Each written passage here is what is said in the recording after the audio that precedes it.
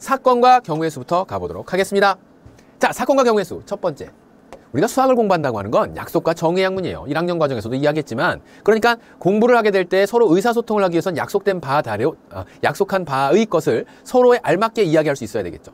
나는 사건을 얘기하고 있는데 저쪽에 있는 사람은 방정식을 얘기하고 있다면, 아니 사건인데 나는 방정식이라고 생각했는데 서로 의사소통이 안 될 것 아닙니까? 그러니까 사건이다 라고 하는 것, 수학에서 말하는 사건은 도대체 무엇을 의미하는지 같이 한번 살펴보니, 실험이나 관찰에 의해서 나타난 결과를 우리는 사건이라고 한답니다. 그러니까 실험도 사건이 되는 거고 어떤 관찰도 사건이 되는 거예요. 예를 들자면 주사위 하나를 띵 던졌어요. 주사위를 던지면 어떤 일들이 벌어지나요? 1에서부터 6까지의 주사위의 눈이 여러분들 눈에 보일 거예요. 즉 위에서 바라봤을 때 보이는 눈의 개수를 우리는 읽어내게 되죠. 그러니까 주사위를 던진다라고 하는 건 1에서부터 6까지의 눈이 나오는 어떤 결과를 갖고 있답니다. 그래서 주사위를 던지는 것 또한 사건입니다. 동전을 던졌어요. 그럼 동전을 던지는 것 또한 동전의 그림면 아니면 숫자면, 즉 앞면 아니면 뒷면이 나올 겁니다. 그러면 그 또 여기에서 또 억지를 부리는 제자들이 생겨요. 선생님, 동전을 던졌는데요, 이게 앞면 뒷면이 어딘지 모르게 딱 이렇게 서면 어떻게 하죠? 딱 지면에 이렇게 서면 어떻게 하죠?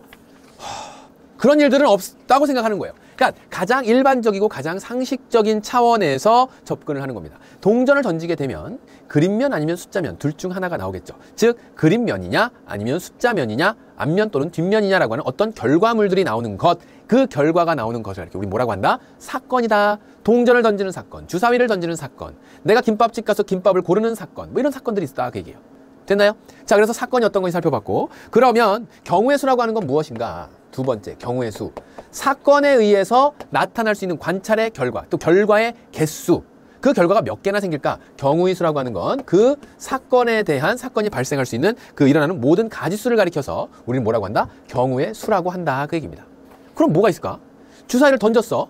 주사위를 던지면 조금 전에 얘기했던 대로 1에서부터 6까지의 주사위에 눈이 나올 거예요. 사건의 경우의 수 몇 개?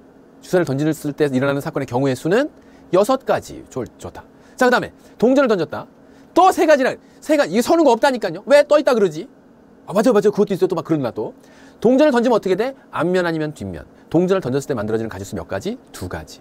자, 이러한 가지수를 가리켜서 우리 뭐라고 한다? 경우의 수라고 한다라고 하면서 그 아래 간단하게 동전 1개를 던질 때 그 다음에 앞면이 나온다, 이런 것이 사건. 그 다음에 한 가지 경우, 뭐 이제 경우의 수 이렇게 나온다라는 거 볼 수 있겠죠. 그래서 경우의 수하고 사건하고 그 다음에 그것에 대한 예를 간단하게 살펴보았습니다. 그러면 사건과 경우의 수가 이제 정리가 됐으니까 여러분들이 일상생활에서 느낄 수 있는 거, 사실 이래요. 이제 나중에 확률을 얘기하게 되면 실제로 그게 몇 번만큼 일어나는지 직접 던져보고 살펴보는 방법이 있습니다. 시행한다라고 하죠. 그러니까 경우의 수가 그렇게 나오는지 안 나오는지는 역시도 던져봐야 알아요. 어떤 동전을 던졌는데 계속 숫자면만 나오는 거야. 그러니까 경우의 수는 1가지. 막 이렇게 얘기할 수는 없겠죠. 그래서 이제 어떤 실험이나 관찰에 의한 결과물들을 찾는 것이긴 한데, 그것이 가장 일반적으로 일어났을 때를 전제해 두고 있기 때문에 너무 넘어서는 생각을 할 필요는 없다. 자, 요거 얘기하면서 우리 문제 바로 들어가 보도록 할게요. 자, 서로 다른 2개의 주사위를 동시에 던질 때 나오는 눈의 수의 합이 6이 되는 경우의 수를 구하라. 뭐야. A 주사위 있었고요. B 주사위 있었어요. 서로 다른 2개의 주사위입니다. 그 서로 다른 2개의 주사위가 던졌을 때 그 눈의 수의 합이 뭐가 나오도록 하자? 6이 나오도록 하자 그랬어요. 그러면 이런 경우에서 이제 여러분들의 생각은 이런 단계를 거칩니다. 알겠는데 얘가 1 나오면 얘가 5 나오는 거, 그러면 6이 된다는 거 알겠는데, 그런데 정말 이렇게 일일이 찾는 거밖에 없어? 라고 하는 궁금증이 생기는 제자들이 혹시 있나요? 2하고 3하고 더하면 왜 이래 2하고 4하고 더하면 6이 되는 건 알겠는데, 그럼 이걸 다 찾아? 귀찮게? 뭐라고 대답할래요? 응, 맞아 라고 대답해야 돼. 맞다고요. 갑자기 너무 초등학생 같았니? 맞아요. 왜 맞냐면 지금, 그럼 선생님 이건 되게 수학적이지 못한 것 같은데요? 절대 아니에요. 절대 아닙니다. 문제에 나와 있는 조건을, 문제 상황을 해결하기 위해서 내가 알고 배운 내용을 적용시키고 그것을 순서의 논리에 따라서 찾아간다는 건 다분히 수학적입니다. 수학을 엉뚱하게 공식 몇 가지를 외워서 거기에 대입해서 답을 찾는 것으로 착각하는 제자들이 있다면, 선생님이 지금 얘기하는 거 잘 들어도요, 경우의 수에서는 특히나 이런 것들 많이 나오니까 몇 가지의 공식을 외웠다고 해서 만족할 것이 아니라 반드시 내 생각이 들어가야 된다라고 하는 걸 늘 마음속에 갖고 있어야 돼요. 3 더하기 3 나왔을 때 3 되면 6이 되겠죠. 4 들어갔을 때, 4 나왔을 때 A가 4 나오면 B가 2 나오면 되겠죠. 5 들어갔을 때 1 나오면 되겠죠. 물론 이 계산을 빠르게 하는 친구들은 있을 수 있어요. 단 이걸 생각하지 않고 이렇게 될 수 있는 걸 한 번에 생각하라 그러면 그건 아니야.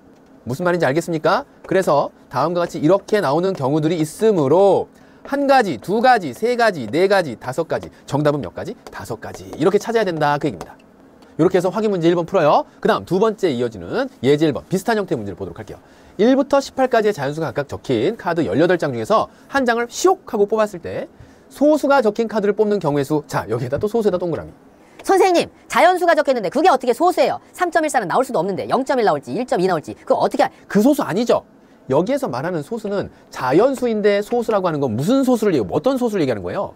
1과 자기 자신만을 약수로 갖는 수. 그렇죠? 그러니까 여기서 골라내라고 한다면 1 소수야 아니야? 아니네. 2, 3 불러. 5 부르라고. 7 안 부르는 친구 누구야? 9 소수야 아니야? 8도 아니지. 10 아니지. 11 10이 아니고 13 14 아니고 15 아니고 16 아니고 17 끝. 하나, 둘, 셋, 넷, 다섯, 여섯, 일곱. 몇 가지? 7가지. 이거 어떤 계산을 한꺼번에 확 해서 찾아? 아니면 일일이 찾았어? 일일이 찾았죠. 문제 뜻을 이해했어? 안 했어? 문제 뜻을 이해했죠. 계속해서 이런 얘기예요. 경우의 수 들어가면서 확률 들어가면서 선생님이 이 부분이 여러분들 귀찮아하는 이유가 생각하고 여러분들이 이해하고 그래서 그것에 따라서 문제에 접근을 하고 그런 과정들이 다른 단원보다 훨씬 더 많이 있으니까. 물론 여기서도 그 공식과 같은 것들은 있어요. 조금 뒤에 이야기하게 될 하브의 법칙이다 고브의 법칙이다 하는 것들이 다 그런 것들이니까 있기는 하지만 지금 말하는 것 선생님 말 꼭 명심하도록 하세요. 경우의 수에서는 제일 필요한 게 뭐다? 여러분들의 생각이에요. 아무 생각 없이 공식이 어디서 뚝 떨어지진 않나 이렇게 하면 낭패 보기 쉬운 단원이 바로 이 확률과 경우의 수와 확률입니다. 알겠죠? 자, 그 다음에 예제 1-2번 보도록 하죠. 주원이가 문구점에서 900원짜리 색연필 한 자루를 사려고 하는데 10원짜리 동전이 몇 개? 10원짜리 동전이 5개. 50원짜리 동전이 몇 개? 6개. 100원짜리 동전이 9개. 100원짜리 동전이 9개. 자, 이렇게 있답니다.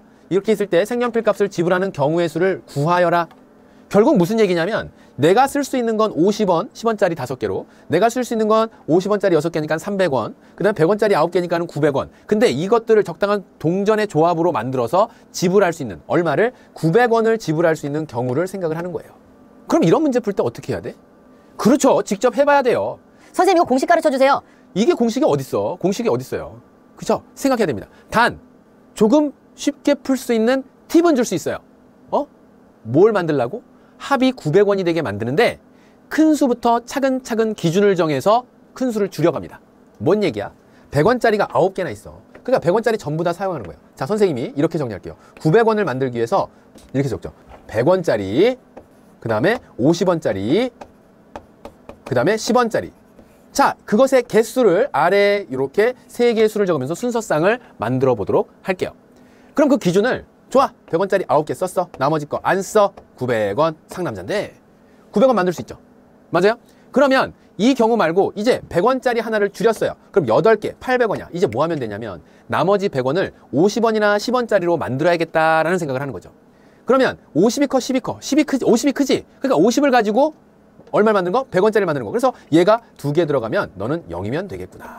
그런데 얘가 8이고 이게 하나로 줄면 50원짜리가 하나로 줄면 10원짜리 몇 개로? 5개로 만들 수 있겠네요. 그래서 10원짜리 5개 여기다 싹 갖다 집어넣으면 되겠죠. 자, 그러면 얘 여기서 줄이면 10원짜리만 가지고는 만들 수 있어 없어? 100원을.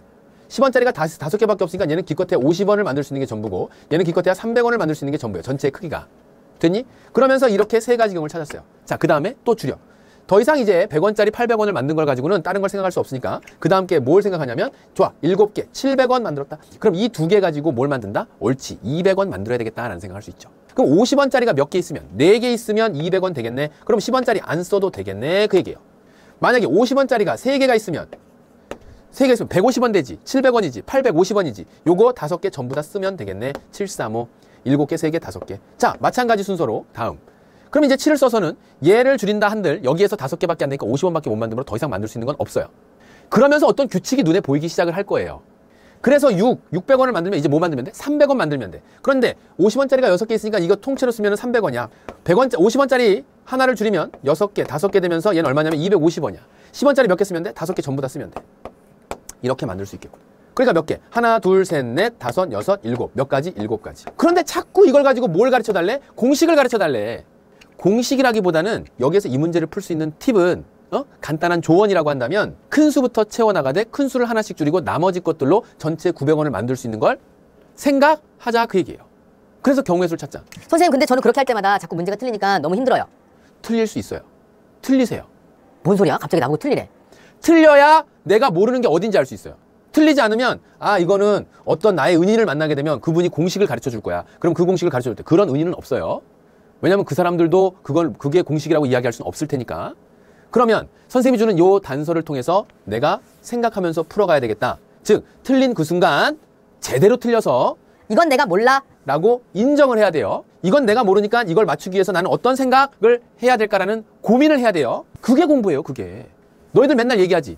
선생님 이거 일상생활에서 언제 가졌어요? 100원짜리 그냥 1000원짜리 내면 되지. 그리고 100원 거슬러 받을래요. 엄마한테 1000원 주세요. 그럼 되니까. 이렇게 얘기할 거예요. 그죠? 그런데 일상생활 안에서는 전혀 뭐 이것이 어떻게 적용이 되고 도움이 되리라는 걸 선생님이 장담을 할 수 없습니다. 단 여러분들이 1, 2년 하루 이틀 살고 말 거 아니고 앞으로 긴 세월을 살 거 아닙니까? 우리 친구들은 이제 인간의 최고 수명인 120년에 도전하는 삶을 살게 될 거예요. 물론 그보다 더 늘어나는 삶이 될 수도 있고.